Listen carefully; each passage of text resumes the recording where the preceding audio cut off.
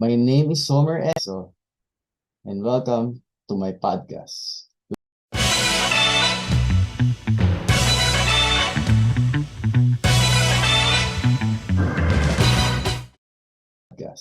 Today we'll talk about documentary The Social Dilemma.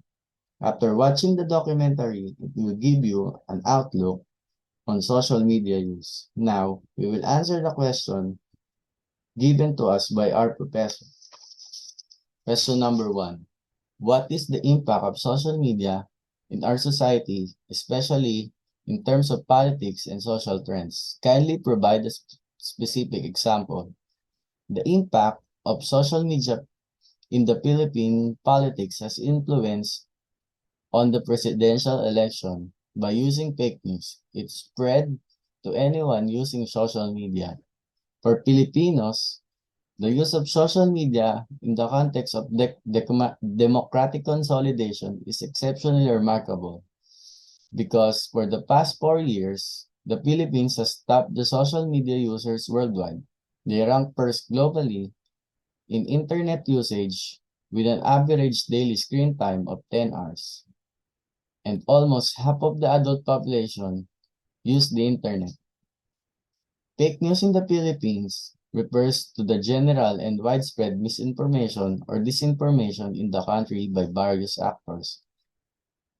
It has been problematic in the Philippines where social media and alike plays a key role in influencing topics and information ranging from politics, health, belief, religion, current events, lifestyle, election, and others. Recently, landed the 2022 Philippine General Election.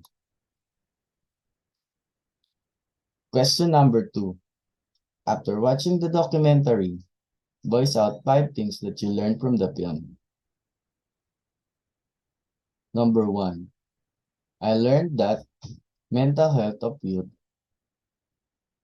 It affects mental health of young generation. The study in the film, the psychologist said that the depression and anxiety for American teenage girl has the number of teenage girls out of 100,000 in the US who were admitted to a hospital every year because they cut themselves or otherwise harm themselves.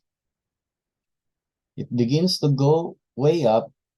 It's up to 62% for older teen girls and it's up to 189% for the preteen girls.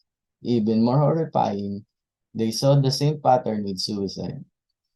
The older teen girls, 15 to 19 years old, it's up to 70%, and the preteen girls are up to 151%. That number is very alarming. I learned that social media addiction is one of the reasons we need to lessen our time in using social media. The movie tackled that addiction to social media is negatively associated with self-esteem. Number 3, political polarization is the divergence of political attitudes away from the center towards the ideological extreme. Most discussions of polarization in political science considered polarization in the context of political parties and democratic system of the government. In the movie, it says that the Pew Research Center studied 10,000 American adults find the Americans is more divided because of political polarization.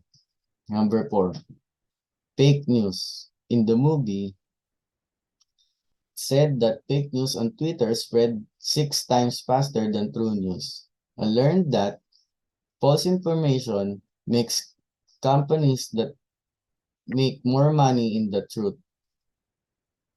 Also, Maria Reza, founder of Rappler PH, answered the question, what does it look like to be in a country that's the entire diet is social media? Reza answered, democracy crumbled quickly. Number 5, using of AI algorithms. In the movie, I learned that algorithm can change the individual behavior, and by doing this, the company makes more money by putting advertisement to the videos. The notification is one way of using AI algorithms.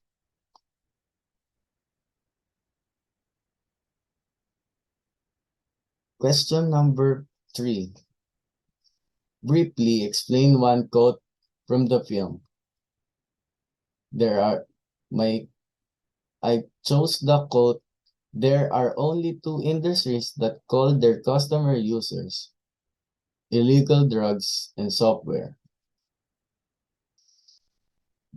Using social media is like drugs in a way because social media controls and manipulate us. Question number 4. Identify and analyze one key issue or point in the documentary that you observed and think this is worth analysis and discussion. The problem of girls harming themselves or committing suicide. This deserve analysis and discussion as I am father of a little girl and I believe government agency need to address this to protect our children and families. Thank you very much and thank you for listening on my podcast. Thank you.